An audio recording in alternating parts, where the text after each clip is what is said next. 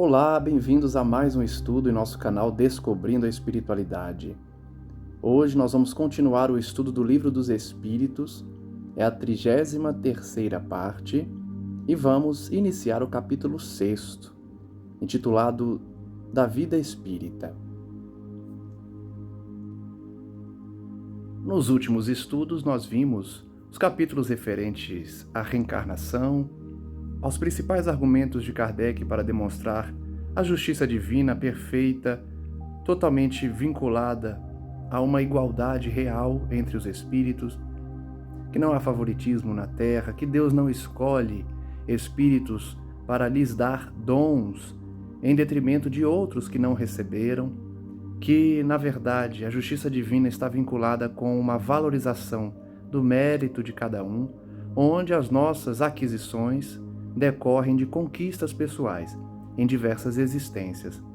O capítulo 5º, anterior a esse, foi relacionado apenas aos argumentos de Kardec sobre a reencarnação, porque o capítulo imediatamente anterior, que é o capítulo 4, falava da pluralidade das existências, mas Kardec entendeu necessário fazer um capítulo inteiro só com a principal argumentação para demonstrar que, sem a reencarnação, não é possível explicar, principalmente as dores do mundo em que não se encontram as causas nessa existência. Comecemos então o capítulo 6º da Vida Espírita, em que podemos perceber aí, pela descrição dos itens, que Kardec vai trabalhar a questão dos espíritos que vagam, que os espíritos que estão aguardando novas reencarnações, que estão na chamada erraticidade. Vai falar de mundos transitórios, das sensações que os espíritos têm, das provas escolhidas no planejamento reencarnatório, na lei de atração pela simpatia e da homenagem que se faz aos mortos no dia de finados, por exemplo. Mas vejamos, um por um, o que esses itens têm a nos ensinar. No item 1º, portanto, espíritos errantes, Kardec indaga a espiritualidade. A alma reencarna logo depois de se haver separado do corpo? Será que os espíritos reencarnam imediatamente depois da morte ou ficam na chamada erraticidade? Os espíritos respondem: algumas vezes reencarna imediatamente, porém, de ordinário, só o faz depois de intervalos mais ou menos longos. Então existem sim as condições em que espíritos reencarnam imediatamente após a morte. Mas é mais raro, né? O mais comum é que o espírito fique na erraticidade, ou seja, no intervalo de uma existência para outra. Eles dizem: nos mundos superiores a reencarnação é quase sempre imediata. Olha que interessante. Os espíritos superiores não precisam do tempo na erraticidade, nesse intervalo entre as existências. Certamente porque o espírito que habita um mundo superior vive em constante convivência com o mundo espiritual enquanto está encarnado. Logo, ele não precisa se adaptar a um mundo que ele já está vinculado. Sendo aí menos grosseira a matéria corporal, o espírito, quando encarnado nesses mundos, goza quase que de todas as suas faculdades de espírito, sendo seu estado normal o dos sonâmbulos lúcidos entre vós. Olha que informação importante e interessante. Nos mundos superiores, nós estaremos como os sonâmbulos lúcidos estão aqui na Terra agora. Por que ele diz isso? Porque o sonâmbulo lúcido é aquele que está em contato com o plano espiritual e se lembra de tudo, está vendo, ouvindo, conversando com os espíritos de forma lúcida, num estado sonambúlico do seu corpo físico, porém com a sua consciência totalmente acordada, totalmente lúcida. Então é assim que os espíritos superiores reencarnam nos mundos superiores. Como eu havia dito, eles vivem em constante ligação com o mundo espiritual, por isso não precisam de um período de adaptação quando desencarnam. Pergunta 224. Que é a alma no intervalo das encarnações? Resposta: espírito errante que aspira a novo destino, fica esperando. É muito comum as pessoas lerem espírito errante e achar que é espírito que erra, no sentido de erro, de desacerto, o contrário de acerto, né? Mas na verdade, errante é o espírito que vaga, que está aguardando. Esse é o sentido de errante, né? Que está caminhando, aguardando uma nova oportunidade de reencarnação. Item A. Quanto podem durar esses intervalos? Pergunta Kardec. Os espíritos respondem: desde algumas horas até algumas milhares de séculos. Essa informação é muito importante e a gente às vezes não reflete, né? A gente vê nas obras de André Luiz e tantas outras que há espíritos teimosos que demoram para reencarnar, mas milhares de séculos é muito tempo. Mas vejam que a resposta é clara. Tem espíritos que ficam algumas horas somente e já reencarnam. Outros levam milhares de séculos, aguardando, portanto, uma nova encarnação. Propriamente falando, não há limite máximo estabelecido para o estado da erraticidade, que pode prolongar-se muitíssimo, mas que nunca é perpétuo. Então pode demorar, mas uma hora o espírito reencarna. Cedo ou tarde o espírito terá que volver a uma existência apropriada, a purificá-lo das máculas de suas existências precedentes. Vejam como Deus de fato é misericordioso, tem paciência com a gente, né? Tem espírito teimoso que fica milhares de séculos negando uma reencarnação. A depender da situação, Deus respeita. Tem algumas obras que trazem, né, as reencarnações compulsórias, em que os espíritos são obrigados a reencarnar. Sim, existem várias situações em que é necessário que o espírito reencarne, mas há aqueles que ficam na erraticidade por milhares de séculos. É caso a caso, nós teríamos que analisar cada um desses casos para entender o raciocínio divino de permitir que um espírito fique tanto tempo vagando, aguardando uma nova oportunidade. Também pode ser questão de oportunidade, né? Às vezes o espírito é tão mau, tão difícil, que nenhum pai aceita. Por mais missionário que seja, a depender da situação do espírito, né? Às vezes ele não conseguiu uma oportunidade para reencarnar. O fato é que esse tempo varia. Item B. Essa duração depende da vontade do espírito ou lhe pode ser imposta como expiação. Acabamos de falar, né? Da reencarnação compulsória. Mas vamos ver a resposta. É uma consequência do livre-arbítrio. Como eu disse, Deus respeita o livre-arbítrio do indivíduo que não quer reencarnar. Os espíritos sabem perfeitamente o que fazem, mas também, para alguns, constitui uma punição que Deus lhes inflige. Outros pedem que ela se prolongue, a fim de continuarem estudos que só na condição de espírito livre podem efetuar-se com proveito. Então vejam que a gente está falando até agora de espírito teimoso, né? Que fica centenas de milhares de séculos teimosamente evitando a reencarnação. Mas a espiritualidade responde Kardec dizendo que tem espírito que pede mais tempo no plano espiritual porque está terminando um projeto, um trabalho, um estudo, que somente na condição de espírito desencarnado ele consegue aprofundar-se. Então não é somente os espíritos teimosos, tem espíritos bons que pedem mais um tempinho para Deus para continuarem suas atividades. Uma hora eles sabem que terão que reencarnar. Pergunta 225. A erraticidade é, por si só, um sinal de inferioridade dos espíritos? Será que permanecer nesse estado de erraticidade é uma condição só de espírito inferior A gente acabou de falar, né? Mas ele diz: não, porquanto há espíritos errantes de todos os graus, espíritos que aguardam uma nova reencarnação de todos os graus. A encarnação é um estado transitório, já o dissemos.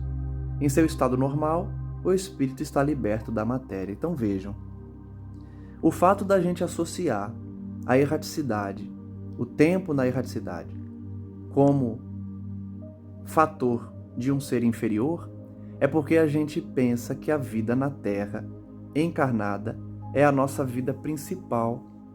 É a vida em que a gente passa o maior tempo. Só que, na verdade, não. A reencarnação ela é transitória. Se você pegar a idade do espírito, ele passou muito mais tempo no plano espiritual do que encarnado. Porque o plano espiritual é a pátria verdadeira. É a pátria a que estamos vinculados eternamente. Nós precisamos reencarnar enquanto há necessidade de depuração do espírito. Mas uma vez que atinge o estado perfeito, ainda que a perfeição seja relativa comparada à perfeição absoluta de Deus, não é mais necessário reencarnar. Não é mais necessário retornar. Então, a partir do momento que o espírito atingiu uma perfeição relativa, ele não reencarna mais. E aí, quanto mais tempo permanece no plano espiritual, maior, consequentemente, será o tempo quando comparado à somatória de anos que esteve reencarnado. Então, que a gente tem essa visão de que a liberdade da matéria é a regra para o espírito. Estar mergulhado na carne é a exceção. Nós estamos temporariamente mergulhados na carne.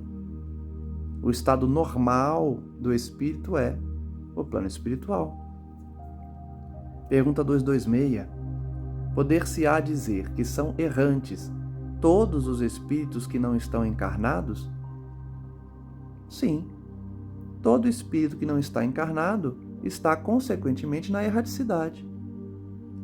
Com relação aos que tenham de reencarnar. Então vejam que interessante, a espiritualidade faz essa ressalva, né? Sim, você pode falar que todo espírito que está desencarnado é um espírito errante, porém, aqueles que precisam reencarnar. Por quê? Como eu falei agora há pouco, quem atingiu o estado de pureza, perfeição relativa, não precisa mais reencarnar. Então você vai retirar ele da condição de espírito errante. Porque o errante é o que está aguardando uma nova encarnação. Se o espírito purificou, não precisa reencarnar. Ele não está mais aguardando reencarnação nenhuma. Então ele não é mais um espírito errante. Não são errantes, porém, os espíritos puros que chegaram à perfeição. Acabei de falar. Esses se encontram no seu estado definitivo. Um dia a gente vai chegar lá, todos nós vamos chegar no estado definitivo de espírito puro. Kardec ainda vai fazer alguns comentários sobre essa resposta. No tocante às qualidades íntimas, os espíritos são de diferentes ordens, ou graus, pelos quais vão passando sucessivamente à medida que se purificam. Então Kardec está se referindo à divisão didática que ele fez sobre a ordem dos espíritos, dividida em várias classes, né? À medida que purificamos, vamos subindo de ordens e, consequentemente, de classes, até chegar ao nível de depuração máximo. Com relação ao estado em que se acham, podem ser encarnados, isto é, ligados a um corpo, errantes, isto é, sem corpo material e aguardando nova encarnação para se melhorarem, espíritos puros, isto é, perfeitos, não precisando mais de encarnação. Então Kardec aproveitou essa resposta para fazer mais uma subdivisão, a subdivisão da condição dos espíritos em relação ao plano espiritual. O primeiro grupo é dos encarnados, segundo grupo é dos errantes, terceiro grupo é dos perfeitos, que não são errantes porque não estão aguardando mais uma nova oportunidade. Ele continua: entre os espíritos não encarnados, há aqueles que têm missões a cumprir, que se entregam a ocupações ativas, gozando de relativa felicidade. Então ele está se referindo aos missionários. O próprio Cristo é um espírito missionário. Ele não precisava mais reencarnar. Logo, Cristo não era um espírito errante. Ele não estava no plano espiritual esperando uma nova reencarnação para se depurar. Ele já havia atingido a pureza. Ele vem, portanto, em missão. Ele reencarnou, de fato. E entre a última vez que ele reencarnou, até a encarnação que ele veio em missão, você não pode chamar ele de espírito errante, porque ele não estava esperando reencarnar. Ele aceitou uma missão. É diferente. Então existem os espíritos puros que têm missões a cumprir. Não são chamados de espíritos errantes, porque não aguardavam uma encarnação para se depurar. Outros, como que flutuam no vazio e na incerteza, são os que ficam vagando. Tem vários, né? Ficam vagando no vazio, na incerteza, não sabe se está morto mesmo. Se sabe, não quer reencarnar, estão incertos. São estes os errantes, na acepção própria do termo, constituindo na realidade o que se designa pela expressão almas a penar. Todos nós estamos nessa classificação.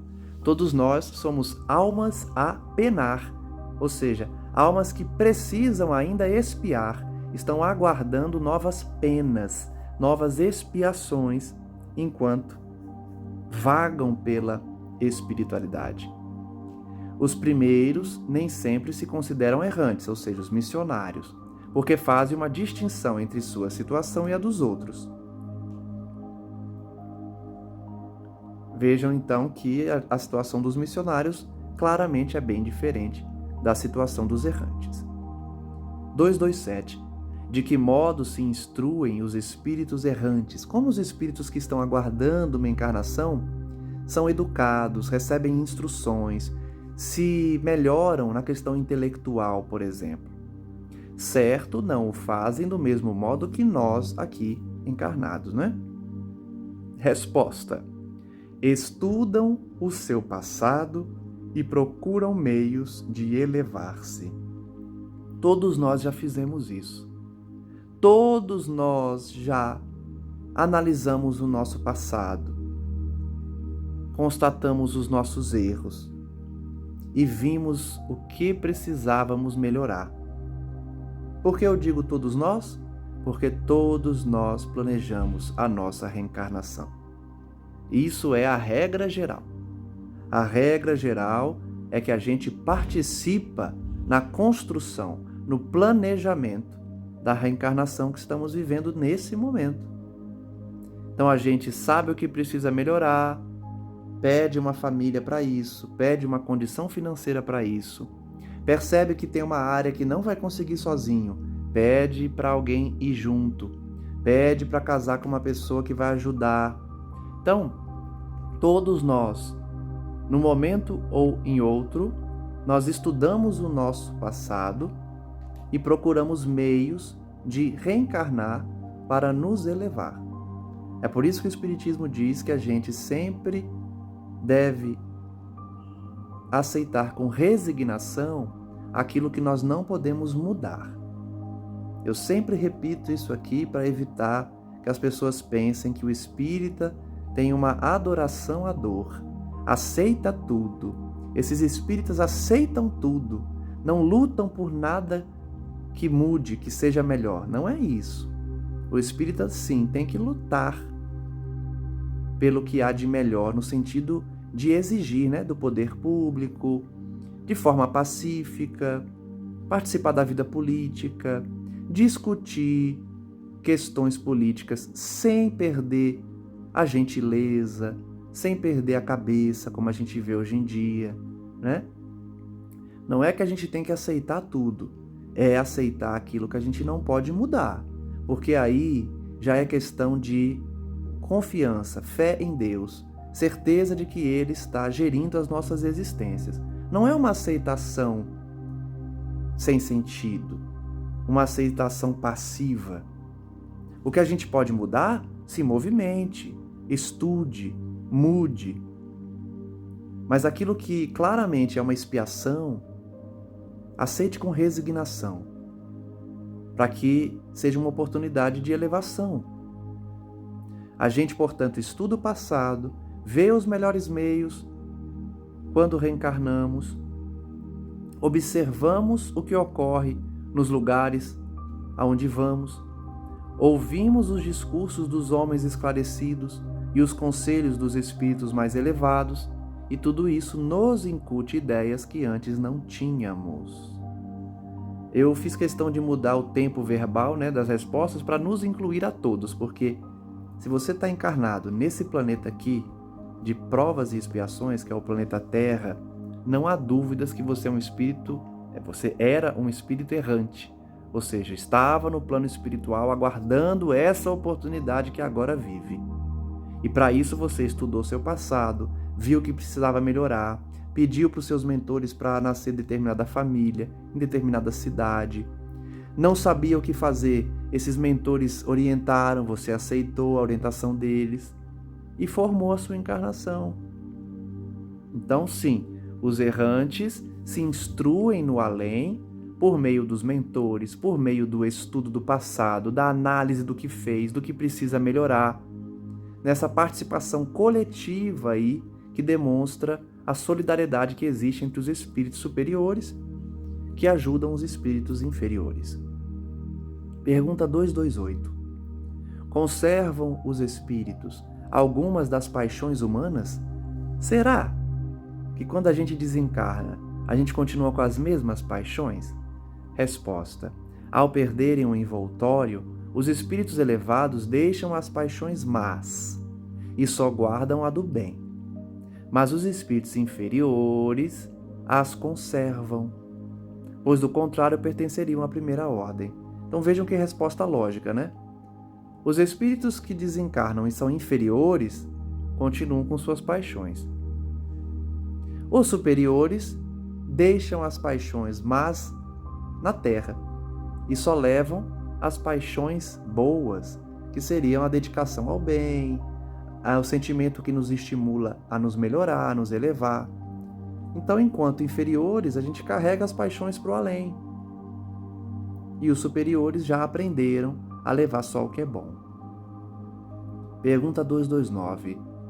Por que, deixando a terra, não deixam aí os espíritos todas as suas más paixões, uma vez que lhes reconhecem os inconvenientes?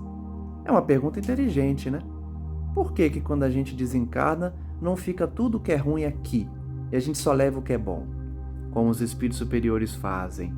Resposta. Vês nesse mundo pessoas excessivamente invejosas. Imaginas que mal o deixam, perdem esse defeito?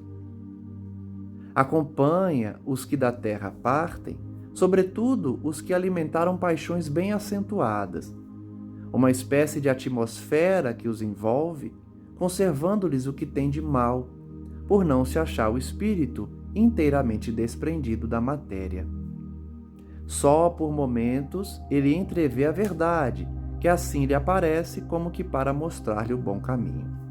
Veja só essa resposta. Ele está dizendo que a gente não deixa as más paixões aqui na Terra quando desencarnamos, porque nós ainda somos inferiores, excessivamente invejosos, excessivamente egoístas, excessivamente maus muitas vezes, ou ignorantes. Então, não pensem que a pessoa invejosa, quando desencarna, perde a inveja. Não. Ela vai continuar sendo um espírito invejoso. Todos, portanto, que alimentaram paixões acentuadas, seja na bebida, no sexo, na drogadição, na inveja, na maledicência, quem se entregou às suas paixões é envolvido por uma espécie de atmosfera que conserva o que tem de mal. E isso é lógico, A gente estudou aqui a ação do perispírito sobre a matéria e a sua condição de plasticidade que lhe permite, inclusive, absorver as emanações mentais, os fluidos, as decisões que tomamos. Então, se o espírito passou anos entregue ao vício, ele está somando sensações e situações ao perispírito, ao modelo organizador biológico. Então, essa atmosfera que envolve o espírito viciado é o conjunto de vibrações, de sensações, de pensamentos que ele adotou durante a sua existência. Por isso ele conserva essa atmosfera em volta dele, porque ele ainda está muito ligado à matéria. E aí os espíritos vão responder que mesmo esses, mesmo quem está com uma atmosfera de devassidão, de viciação em volta dele, tem lapsos em que enxerga a verdade. E Deus faz assim para que ele enxergue o bom caminho. Para ele não dizer, eu nunca senti o que é bom, a minha vida inteira foi saber o que é maldade, por isso eu sou mal. Não, isso é desculpa. Isso é o jeitinho brasileiro, isso é a desculpinha. Porque Deus sempre envia pessoas ou situações em que a gente entrevê a verdade, entrevê o bom caminho, para a gente não poder dizer depois que não sabia, eu nunca vi. Todos veem o bom caminho. A escolha que fazem, portanto, é pelo mau caminho. No entanto, as escolhas que fazem, no entanto, muitas vezes é pelo mau caminho. Pergunta 230. Na erraticidade, o espírito progride? Olha que pergunta interessante, né? A gente sempre ouve no espiritismo que só se progride encarnado. Vamos ver a resposta. Será que a gente progride no plano espiritual? Pode melhorar-se muito, tais sejam a vontade e o desejo que tenha de consegui-lo. Todavia, na existência corporal é que põe em prática as novas ideias que adquiriu. Então você pode se elevar, você pode adquirir conhecimento, você pode se melhorar como pessoa, como espírito, mas para provar que melhorou, só encarnado. E por que isso? Porque só encarnado você esquece o passado, você esquece do período que você estava no plano espiritual, voltam as paixões que você tinha, que você sempre estimulou. Então só na carne é que você pode provar que você venceu em alguma má inclinação, que você venceu em alguma área. No plano espiritual não dá, porque no plano espiritual você tem a lembrança do passado, você está cercado por amigos espirituais se você estiver na caminhada correta. Então é mais fácil você tomar as escolhas boas, as escolhas necessárias para o bem, quando está em espírito. O difícil é tomar aqui na Terra, enquanto encarnado. Por isso a encarnação é tão importante.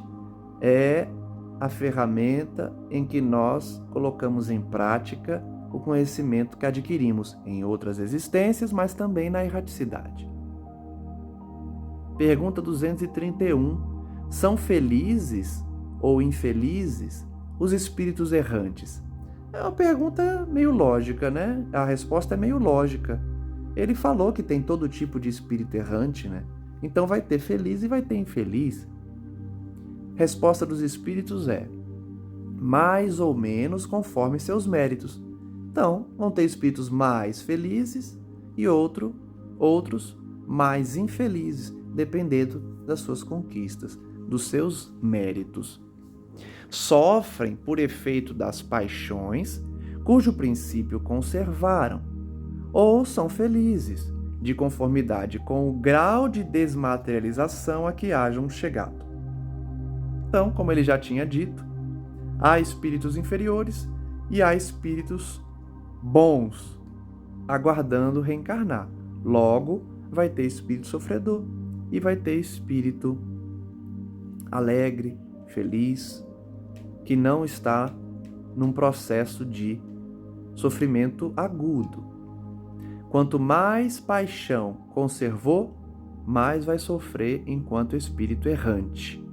E quanto mais desmaterializado, quanto mais liberto da matéria, menos vai sofrer no estado da erraticidade. Na erraticidade, o espírito percebe o que lhe falta para ser mais feliz. Olha que colocação interessante para a gente pensar.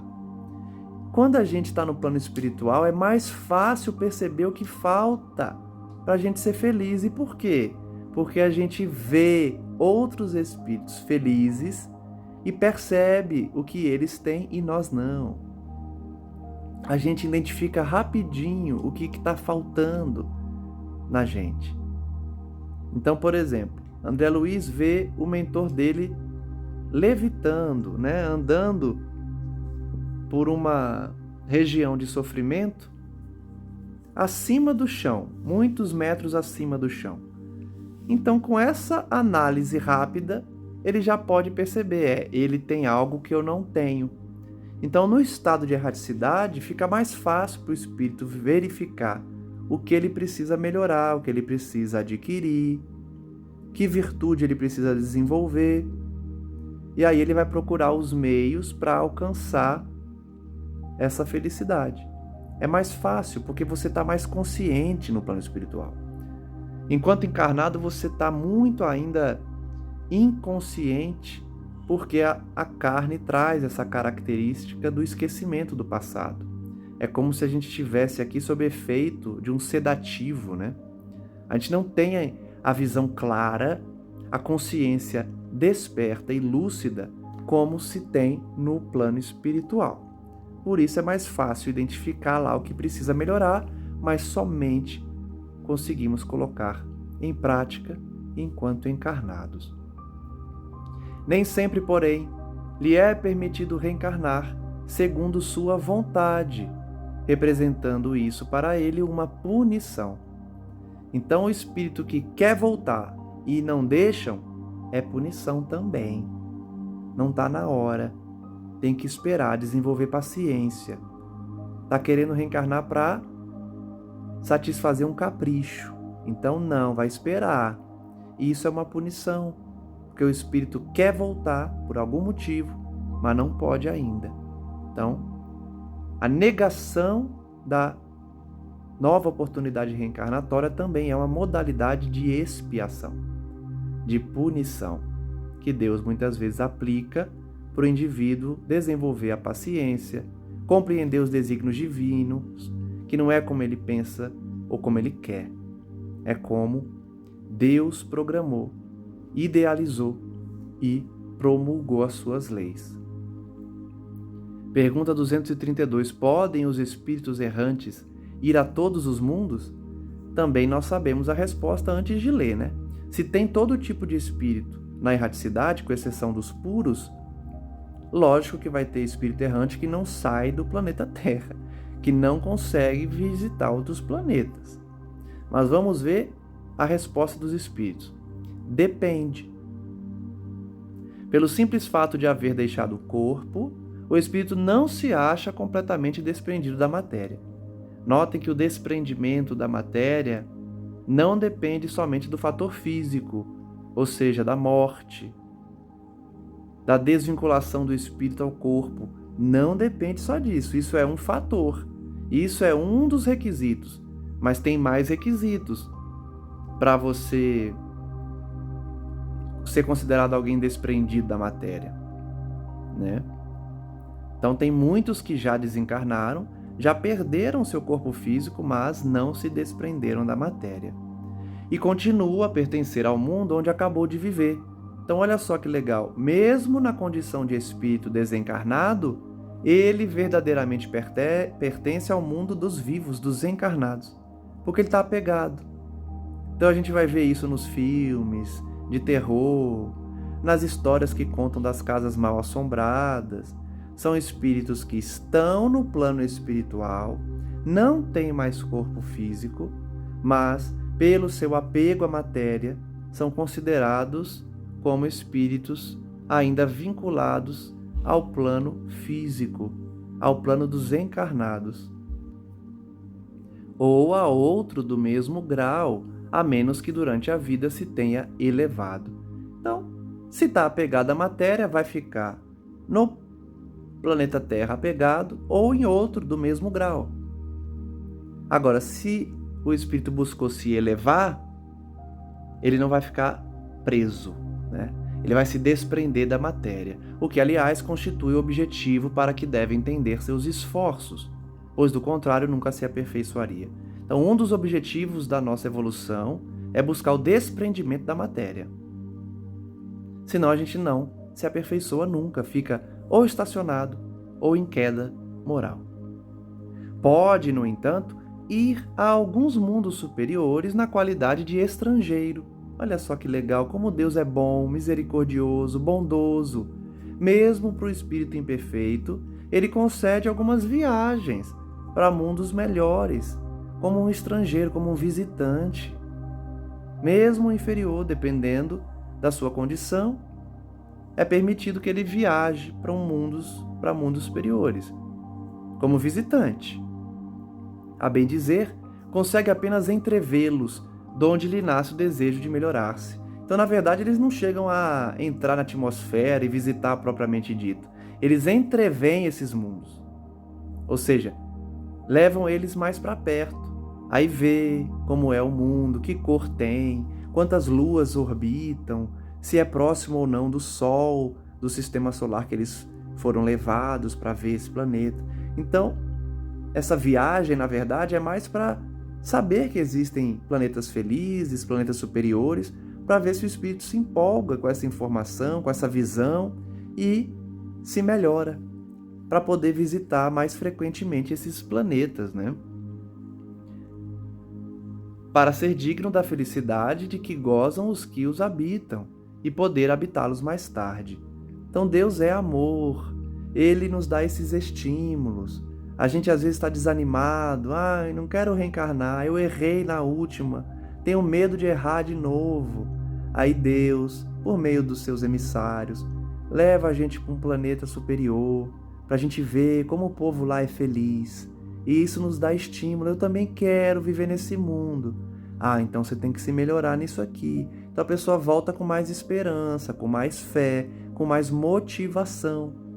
Então olha como Deus é bom. Ele motiva a gente, permitindo que a gente visite lugares onde habitam seres felizes. E Ele nos diz, você também será feliz um dia, mas para isso você precisa voltar lá para a Terra, reencarnar e acertar dessa vez. Vamos! E aí a gente aceita, né? Para poder se elevar, uma hora vai. Pergunta 233. Os espíritos já purificados vêm aos mundos inferiores? Ora, claro que vem. Cristo não veio? Resposta: fazem-no frequentemente, com o fim de auxiliar-lhes o progresso. A não ser assim, esses mundos estariam entregues a si mesmos, sem guias para dirigi-los. Essa resposta aqui é essencial, principalmente para quem tem uma visão pessimista do futuro do mundo. Para quem acha que o mundo vai acabar com uma guerra nuclear, estamos abandonados, Deus não está olhando por nós, Deus está permitindo que os maus fiquem no poder, vai ter guerra, vai ter destruição, a gente vai morrer, o mundo vai acabar. Para quem pensa assim, lê essa resposta da questão 233. Os espíritos estão nos dizendo, frequentemente espíritos puros nascem na Terra, mundo inferior, não só na Terra, né? Em mundos inferiores. Nós já tivemos quantos aqui? Cristo, o maior deles. Mas quantos missionários, quantos espíritos já purificados renasceram na Terra, não são espíritos errantes, ou seja, não precisavam renascer, mas vêm em missão. Então, para quem acha que o mundo apocalíptico é de destruição e morte, que não tem como fugir, que nós todos estamos condenados, lembre-se que Deus sempre manda espíritos puros para nos auxiliar, porque, se não fosse assim, o mundo estaria entregue a si mesmo. É o que pensam muitos, né? Muitos pensam assim. O mundo está entregue ao mais forte, ao mais esperto. Está entregue à própria sorte. Está entregue a si mesmo. Não, não está. tem guias para dirigi-lo. O planeta Terra tem guias para dirigi-lo. Por mais que a gente pense que o mundo está entregue à maldade, por mais que o nosso político de estimação não tenha ganho a eleição, tenhamos consciência de que tem guias dirigindo a Terra. Cristo não nos abandonou, sempre envia os seus ministros. Se não enviasse, a Terra seria o caos. Então não há caos, o caos é aparente. Existem guias guiando a nossa Terra. E é possível perceber isso, né? Às vezes a gente tem uma visão limitada do agora e só vê o mal, só vê a destruição. Mas se você pegar o histórico do mundo, claramente é possível identificar as intervenções dos espíritos superiores nas descobertas, nos avanços científicos, nas revoluções sociais, nas revoluções religiosas. Então sempre tem, sim, espíritos de luz purificados que renascem na Terra para nos ajudar. Não há esse caos em que o mundo estaria entregue a si mesmo, porque temos guias que nos dirigem. Entremos no item Mundos Transitórios com a pergunta 234. Há, de fato, como já foi dito, mundos que servem de estações e de pontos de repouso aos espíritos errantes? Outro ponto da misericórdia divina, hein? Existem planetas de repouso, estações em que a gente descansa depois de uma experiência dolorosa, expiatória que nós vencemos, por exemplo. Vamos ver a resposta dos espíritos? Sim, existem planetas que servem de repouso. Há mundos particularmente destinados aos seres errantes. Olha só, quem está esperando uma nova encarnação pode esperar num planeta spa, num planeta de repouso, para você ir descansando até chegar a sua oportunidade. Lógico que para isso tem que ter mérito, né? Não é qualquer um, não. Mas tem mundos em que você vai para descansar enquanto espera uma nova oportunidade. Mundos que lhes podem servir de habitação temporária. Você passa uma temporada num mundo de repouso. Espécies de bivaques, de campos onde descansem de uma demasiado longa erraticidade. Estado este sempre um tanto penoso. Então vejam, esperar para uma reencarnação, a gente viu que é um motivo de expiação também.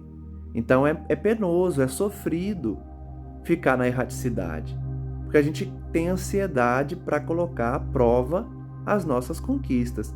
Então Deus permite, para a gente não ficar muito angustiado, para a gente não sofrer tanto, a gente tem a opção, às vezes, de ir para um planeta que a gente vai repousar, até surgir uma oportunidade reencarnatória.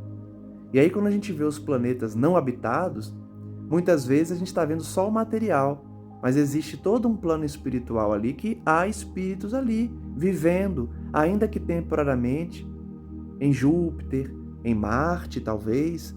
A gente não vê a civilização material, mas existe uma civilização espiritual, muitas vezes, né? Onde os espíritos que estão aguardando uma nova oportunidade podem descansar depois de um longo período aguardando. São, entre os outros mundos, posições intermédias, graduadas de acordo com a natureza dos espíritos que a elas podem ter acesso. E vejam que essa é uma regra para todos os mundos, tá? O mundo será classificado em determinada ordem conforme os espíritos que estão encarnados nele.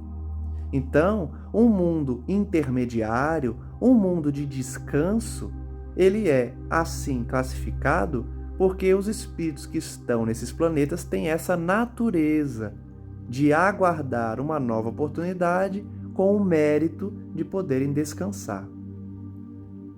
Esses espíritos, então, podem ter acesso e gozam de maior ou menor bem-estar, a depender do seu nível evolutivo. E tem os espíritos que habitam esses mundos podem deixá-los livremente? Será que existe uma regra geral?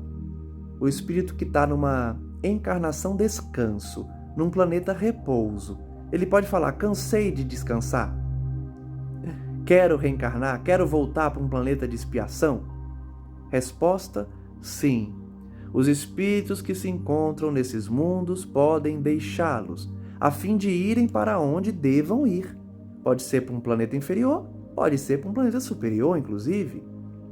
Figurai-os como bandos de aves que pousam numa ilha, para aí aguardarem que se lhes refaçam as forças, a fim de seguirem seu destino. Então Kardec, como sempre muito lógico, faz uma comparação com os animais e demonstra que o planeta repouso é como se fosse uma ilha em que os pássaros descansam até que possam viajar novamente. Nessa linguagem figurada, a gente tem os espíritos que, depois de longo tempo aguardando uma reencarnação, podem repousar num planeta descanso e, depois de um tempo, regressarem para uma nova oportunidade.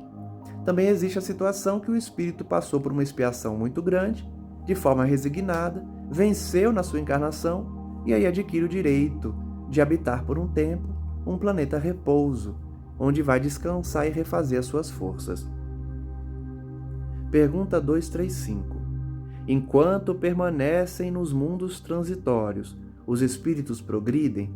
Vejam como Kardec é inteligente. Ele já perguntou se o espírito progride na erraticidade.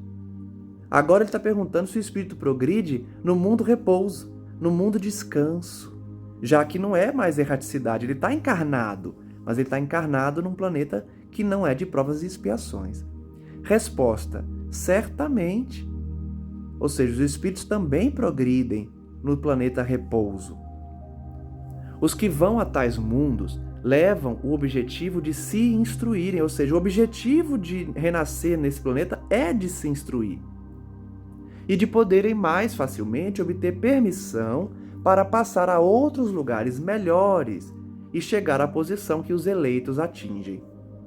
Então vejam que por essa resposta fica claro que todos nós vamos passar por essa fase antes de adquirirmos o direito de reencarnar num planeta superior. A gente obrigatoriamente vai passar um período intermediário em um planeta repouso, em um planeta que a gente vai continuar se instruindo, estudando, aprendendo sobre a espiritualidade, aprendendo sobre as potencialidades do espírito, para ter o direito, o mérito de renascer um mundo superior. Então, por essa resposta, a gente vê que os planetas repouso, os planetas descanso, são fases intermediárias do planeta primitivo, do planeta de expiação, do planeta regenerado, para um planeta feliz, um planeta superior, de ordem superior. A gente necessariamente precisa passar por uma fase intermediária. Pergunta 236. Pela sua natureza especial, os mundos transitórios se conservam perpetuamente destinados aos espíritos errantes? Também inteligente a pergunta, né? Se existem planetas repouso, eles são para sempre destinados a espíritos errantes? A espíritos que estão aguardando reencarnar em outro planeta? Resposta: não. A condição deles é meramente temporária. Então esse planeta já deve ter sido expiação, vai ser um planeta transitório, para depois ser um planeta regenerado, talvez, superior. Então a sua condição de planeta repouso é intermediária, é temporária. Item A. Esses mundos são ao mesmo tempo habitados por seres corpóreos? Resposta: não. Estéril é neles a superfície. Os que os habitam de nada precisam. Olha só, essa resposta dá uma dica sobre Marte, hein? Nós tivemos a informação com a mãe de Chico Xavier que em Marte havia uma civilização superior à da Terra. E quando os aparelhos aqui da Terra chegaram lá e constataram que está tudo destruído, né? No sentido de que não há viabilidade para a vida humana, da forma que a gente entende aqui, muita gente veio atacar Chico, a mãe dele, dizer que ela mentiu, dizer que ela falseou, que Marte não tem nada de civilização superior à da Terra. Mas veja essa resposta. Os planetas temporários de descanso, ou seja, os mundos destinados ao repouso, não tem ser corpóreo neles. Não tem matéria, no sentido que a gente enxerga para a vida humana. Corpo material, não tem. São seres que habitam a parte espiritual desse planeta e não precisam de nada material. Então é uma dica que a mãe de Chico estava certa quando se referiu a Marte. A civilização que habita lá não precisa mais da matéria. Logo, só tem o lado espiritual. Não só lá, tá? Eu usei Marte como exemplo porque é mais próximo de nós. Mas todo o planeta repouso tem essa característica de ser temporariamente habitado por seres espirituais que estão aguardando uma nova oportunidade reencarnatória. Item B, é permanente essa esterilidade e decorre da natureza especial que apresentam, ou seja, esses planetas que não têm vida humana, não têm matéria que propicia essa vida, vai ser para sempre que permanecerá nessa condição? Não. São estéreis transitoriamente. Quem sabe um dia Marte não receba uma reencarnação com a matéria mesmo, né? Com um corpo material.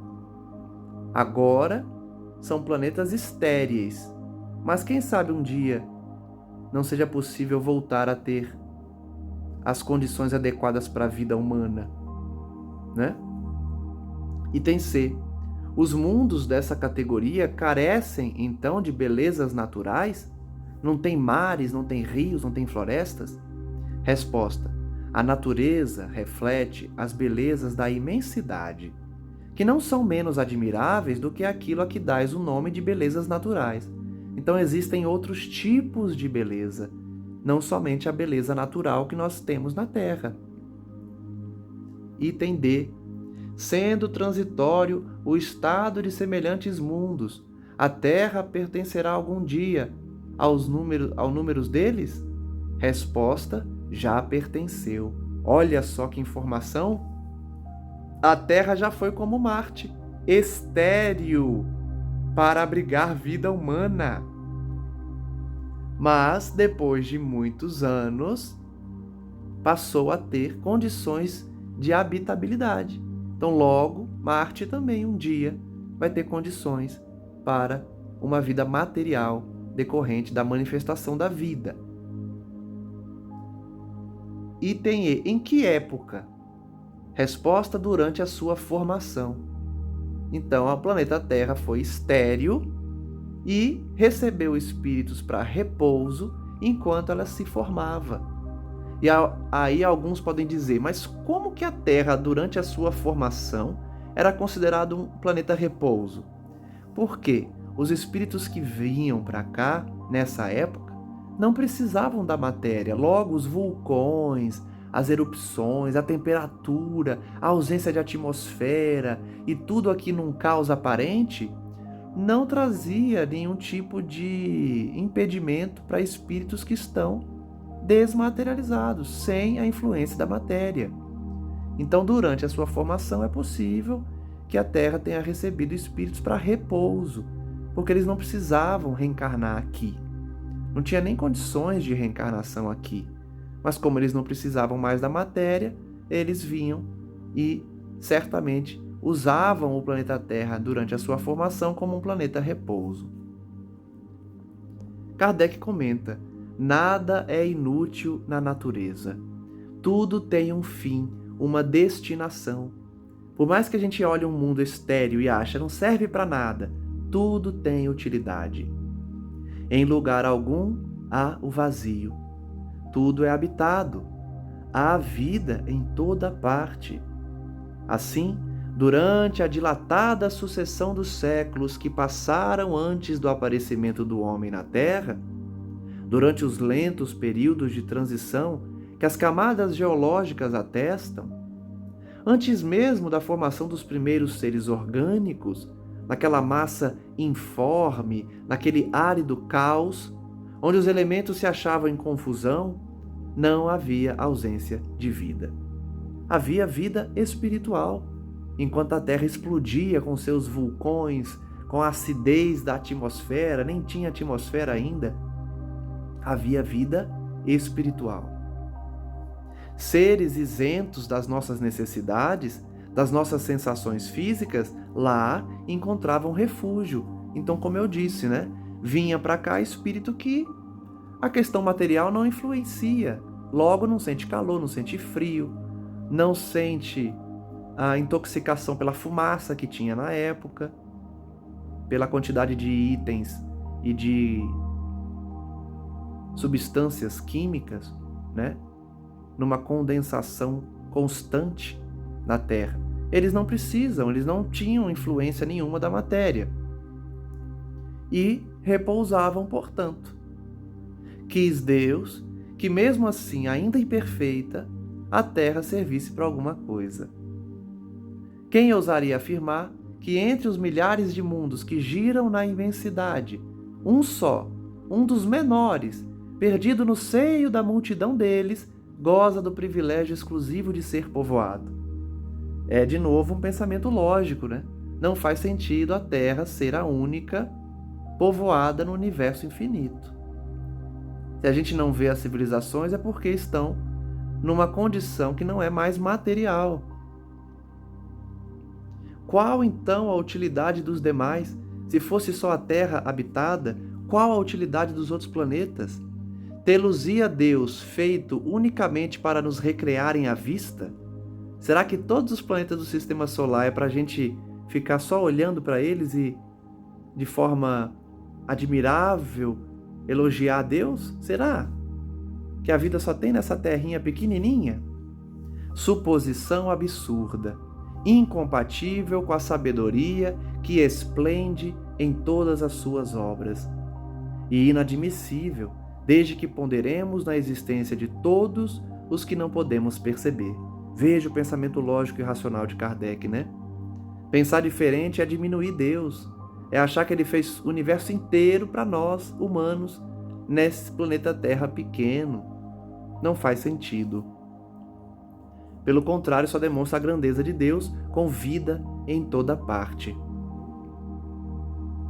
Ninguém contestará que, nesta ideia da existência de mundos ainda impróprios para a vida material, e não obstante já povoados de seres vivos apropriados a tal meio, há qualquer coisa de grande e sublime, em que talvez se encontre a solução de mais um problema. Então, essa resposta dos Espíritos, essa informação de que há vida em toda parte, muitas vezes uma vida que a gente não enxerga, só confirma a grandeza de Deus e a sublimidade de sua lei, que não cria nada à toa e nem criou o infinito para nossa mera contemplação. Encerramos então mais um estudo do Livro dos Espíritos, agradecendo a todos que nos acompanham. Prosseguiremos com esses mesmos pensamentos e reflexões em relação à pluralidade dos mundos, às sensações que os espíritos têm no plano espiritual, e que possamos refletir hoje sobre os ensinamentos sobre a erraticidade, sobre a condição dos espíritos após a morte, de que forma eles ficam nesse intervalo entre as encarnações e qual a classe de espíritos vinculada a essa necessidade. Que possamos ainda refletir sobre o que aprendemos e colocar em prática, amparando os que nos cercam, fazendo a nossa parte, cumprindo nossos deveres, para que a gente possa ter o mérito de visitar esses planetas que aqui estudamos, de conhecer novas realidades, de não ficarmos presos à matéria, mas sim desprendidos do corpo material e das coisas da matéria, a fim de que nós possamos retornar em outras reencarnações para prosseguirmos a nossa trajetória evolutiva. Agradeço a todos que nos acompanham os estudos, convido-os a continuar estudando não só o Livro dos Espíritos, mas a obra de André Luiz, também que recentemente começamos, depois de estudarmos 4 obras, vamos aí para o livro em que nós vamos encontrar novas informações sobre o plano espiritual, sobre as atividades de André Luiz no além, né? Possibilitando também o estudo e o aprendizado como a gente faz na codificação. Estudamos o Evangelho, estamos agora no Livro dos Espíritos e podemos também, junto da obra de André Luiz, atualmente na obra Libertação, continuar aprendendo sobre o mundo espiritual.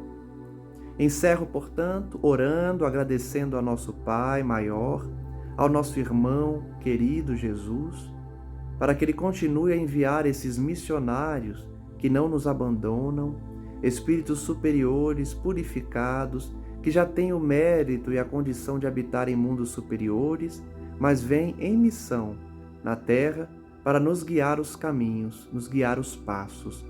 Lembremos da resposta dos Espíritos sobre os guias que guiam o nosso mundo, os guias que estão à frente de nossa Terra, e que nada aqui ocorre por acaso, como não existe o acaso no universo infinito.